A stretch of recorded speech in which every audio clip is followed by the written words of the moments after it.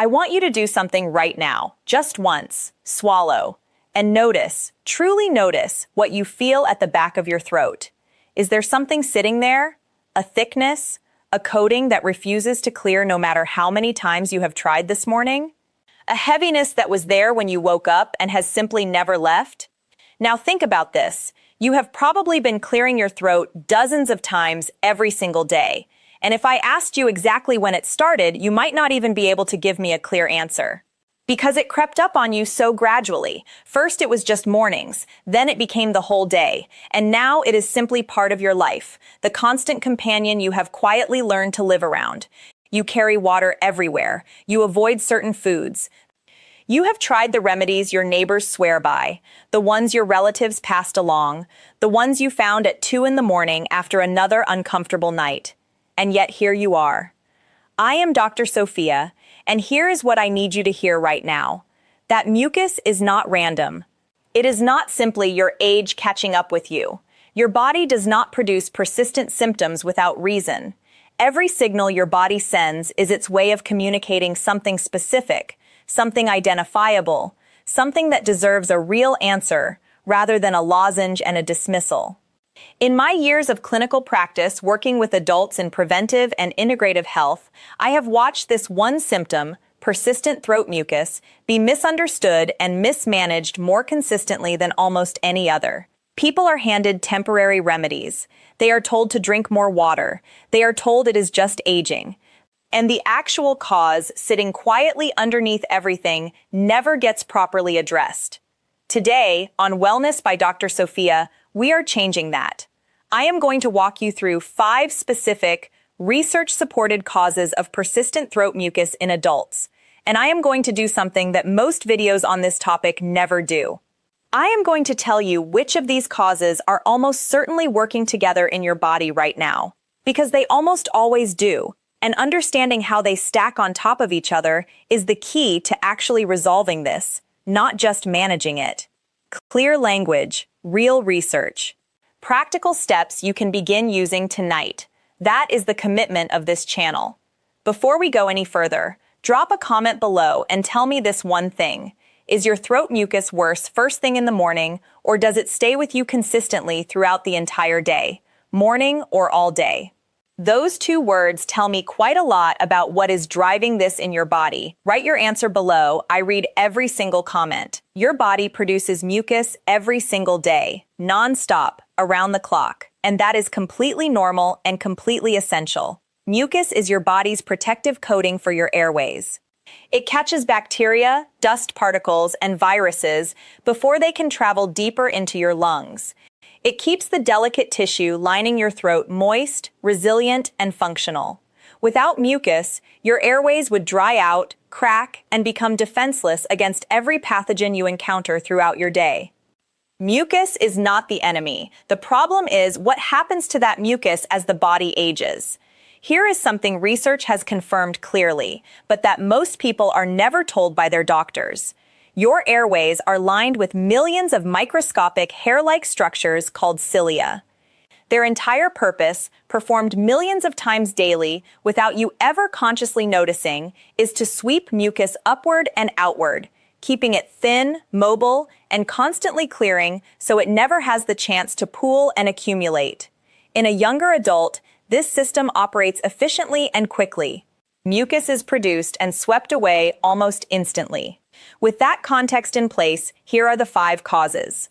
Listen carefully, because I am going to tell you which ones tend to stack directly on top of each other, compounding into something far more persistent than any single cause alone. The first cause is one I want you to pay very close attention to, because research consistently shows it is the most frequently missed explanation for persistent throat mucus in adults over 55. It is called laryngopharyngeal reflux. You may have never heard that term. Let me give it to you in plain language. Most people are familiar with heartburn, that burning pressure in the chest after a heavy meal, classic acid reflux, a discomfort impossible to ignore. But there is a quieter, far more deceptive version of this same problem, one that produces no chest burning whatsoever, no obvious digestive discomfort, No signal pointing toward the stomach at all. Just a throat that will not settle down. Here is what is happening. Where your esophagus meets your stomach, there is a muscular ring, a valve whose sole function is to remain closed after you eat, keeping stomach acid contained where it belongs. As we age, this valve can gradually lose its tone, like a rubber band stretched too many times over too many years. When it no longer closes completely, stomach acid travels upward, not just into the esophagus, but all the way up into the throat, the voice box, and sometimes even into the nasal passages. Now here is the biological detail that makes this so significant. The tissues of your throat are not built to handle acid the way your esophagus is. Even the smallest trace of acid contacting your throat triggers an immediate protective response. Your body rushes to produce thick, coating mucus to shield and protect that irritated tissue. This is completely logical biology. But when this is happening night after night while you sleep, lying flat, stomach contents free to travel, you wake every single morning to that familiar heaviness at the back of your throat, with absolutely no idea why. Because there is no heartburn, no chest pain, no obvious clue pointing toward your stomach. Research in clinical ear, nose, and throat literature confirms that up to half of people with this condition report no heartburn whatsoever, just chronic throat clearing, a voice that sounds rougher in the early morning, and mucus that begins accumulating the moment they open their eyes. Ask yourself honestly, is your throat significantly worse in the morning than it becomes later in the day? Does it worsen when you bend forward to pick something up? Has your voice sounded different, more strained or rough in the first hour after waking? These are the fingerprints of silent reflux. The second cause tends to arrive quietly and go largely unnoticed. For exactly that reason. When most people picture a sinus problem, they imagine the dramatic version. Intense facial pressure, throbbing across the forehead, completely blocked nose, a full-blown sinus infection you cannot ignore. But in many adults over 55, chronic sinus inflammation presents almost invisibly. Breathing feels mostly normal, no significant headache, no obvious congestion. And yet the sinuses, mildly inflamed, producing slightly more mucus than the body efficiently clears, are draining steadily and silently down the back of the throat, all day long. This is called post-nasal drip, and recent clinical data confirms that the average age of patients presenting with it clusters precisely in this age group. It is not a coincidence. Here is the frustrating part that I see repeatedly. Many people dealing with this have been reaching for antihistamines from the pharmacy for months, assuming it must be seasonal allergies. And there is a clear reason that strategy tends to disappoint. Antihistamines dry the mucus temporarily, but they do nothing to address the underlying inflammation inside the sinuses that is causing the overproduction. And dried, thickened mucus stuck at the back of your throat is frequently more uncomfortable and harder to clear than the original problem ever was. The approach with the most consistent research support is also one of the simplest and most affordable interventions available: regular nasal rinsing using a warm saline solution. Clinical reviews examining evidence across a wide range of sinonasal conditions have concluded that nasal irrigation is an effective, safe, and low-cost strategy for both treating and preventing upper respiratory symptoms, widely endorsed as a frontline approach by ear, nose, and throat specialists internationally. High-volume saline rinses work by physically removing inflammatory mucus, reducing mucosal swelling, and improving the natural ciliary clearance function we discussed earlier, the very system that slows with age. The single most important word in all of this is consistency. 1 or 2 uses produces 1 or 2 days of mild relief. Daily practice, applied correctly and patiently, produces cumulative, meaningful, lasting improvement. The third cause is where I see the most genuine surprise on people's faces. Because when we begin talking through what might be causing a throat to behave this way, the medications they have been taking faithfully for months or years are simply not something they think to question. They trust those pills. They have been taking them exactly as prescribed. And yet, there is a class of blood pressure medications called ACE inhibitors, angiotensin-converting enzyme inhibitors. They are prescribed millions of times every year. They are effective, They are well tolerated in most respects and serve a genuinely important cardiac purpose.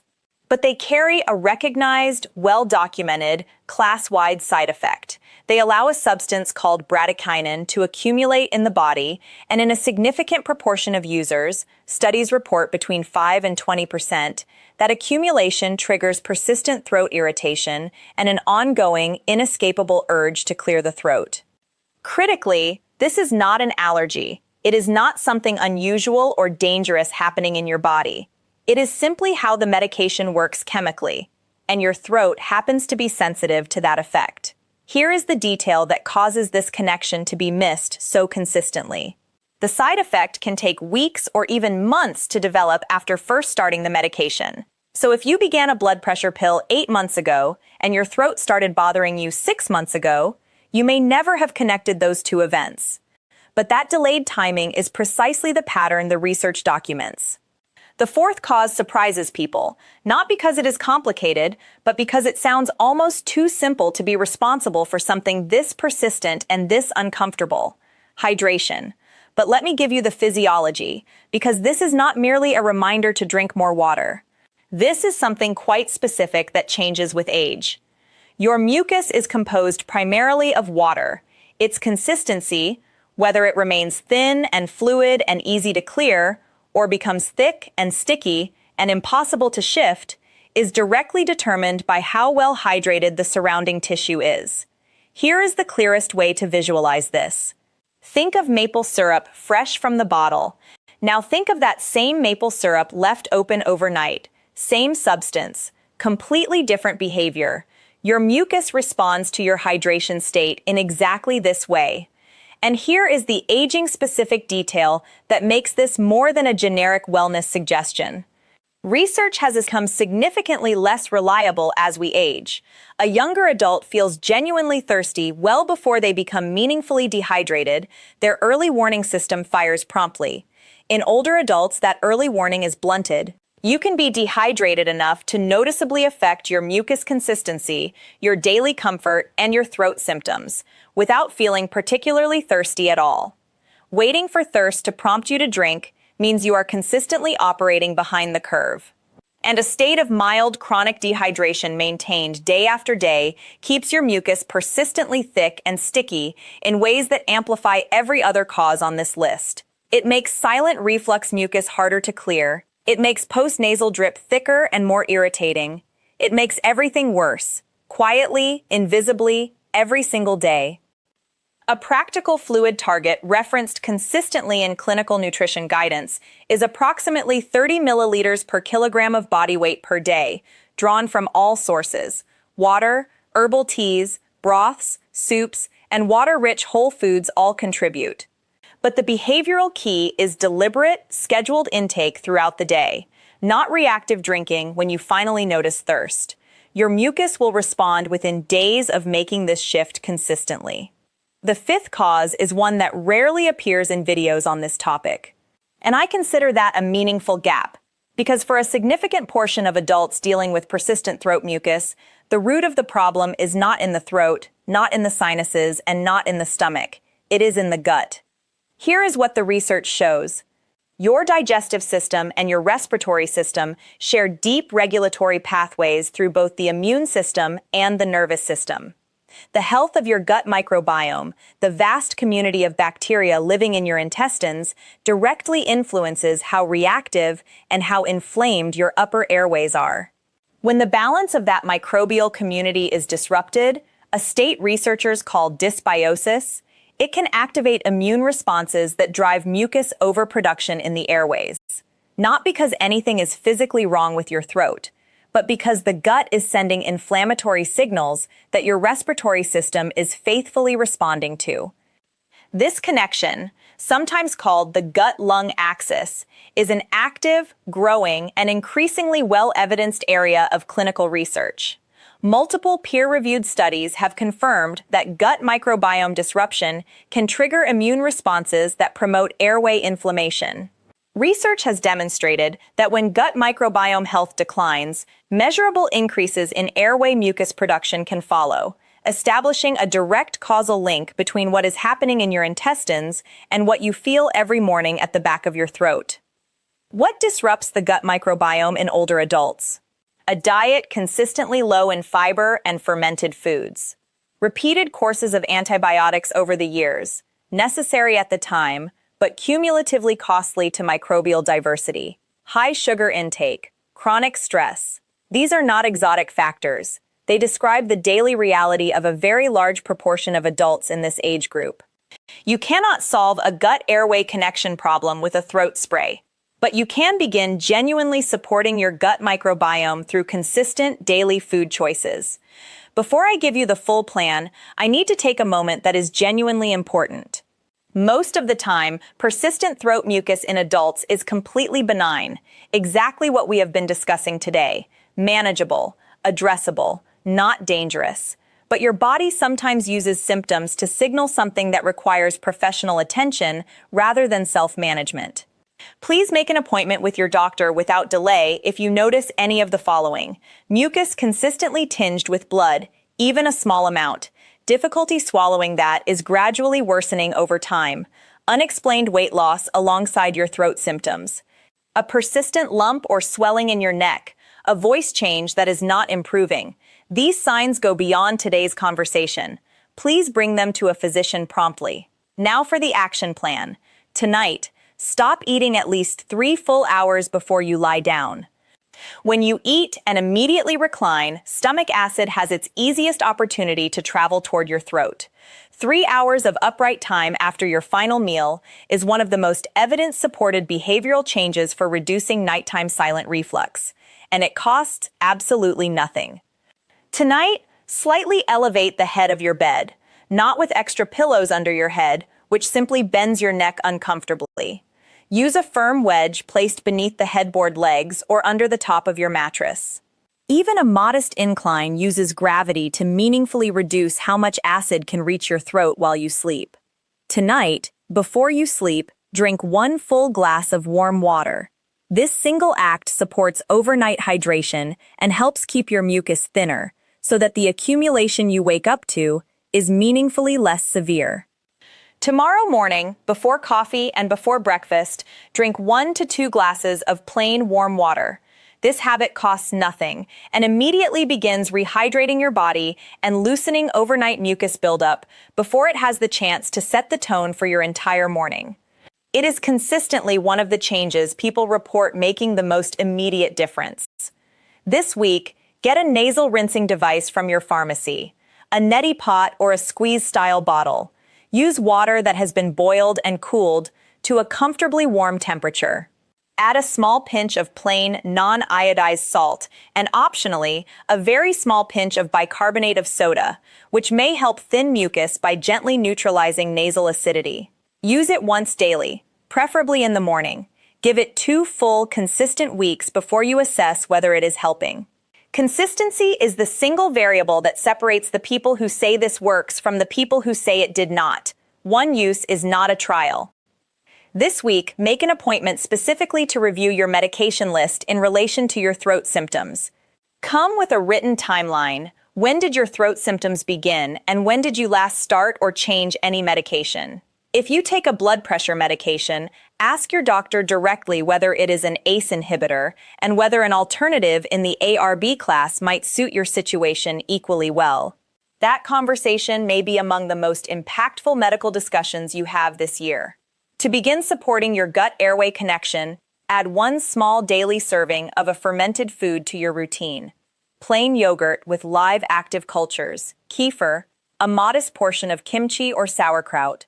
These choices begin diversifying and supporting the gut microbiome in ways that research links to reduced airway inflammation over time. This is a long-term strategy, not an overnight remedy, but long-term strategies are the ones that genuinely change your baseline rather than simply masking symptoms. Set hydration reminders on your phone. Keep water accessible in every room where you spend regular time. Eat more water-rich whole foods, cucumbers, broth-based soups, herbal teas, watermelon. Your mucus consistency will begin to reflect this within days of consistent practice. A quick word on popular home remedies, because I know many of you have tried them. Honey is genuinely soothing for irritated throat tissue and is not harmful, but it addresses comfort, not cause. Dairy does not create mucus from nothing. The science does not support that. But some individuals notice that dairy proteins create a sensation of increased thickness in existing mucus. A 2 to 3 week elimination trial is worthwhile if you notice a consistent pattern. Apple cider vinegar is widely suggested online, but for anyone dealing with silent reflux, introducing additional acid can actively aggravate the very problem driving their symptoms. Please be cautious there. Here is what I want you to carry with you from this video. That persistent coating at the back of your throat has a reason. 5 possible reasons, and most people living with this symptom have never had a single one properly explained to them.